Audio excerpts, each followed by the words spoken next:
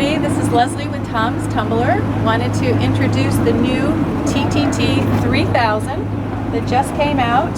This tumbler will do 50 pounds an hour. You can fill it to 8 or 9 pounds and tumble in 3 to 4 minutes. So you can easily get 50 pounds done gently and effectively with the TTT3000.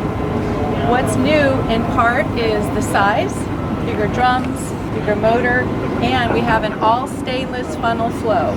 So it makes it super easy to clean and to assemble. So I wanted to show you a couple of things that makes Tom's different. The main thing is our mesh net. It looks like it's metal, but it's not.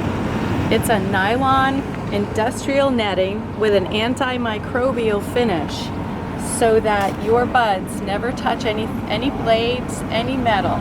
It's nice and gentle. This 1/2-inch size net is what you tumble in to initially trim.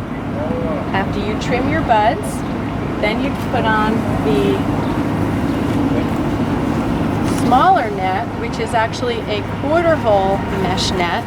Let me show you up close. This allows you to isolate your popcorn-sized nuggets from your trim.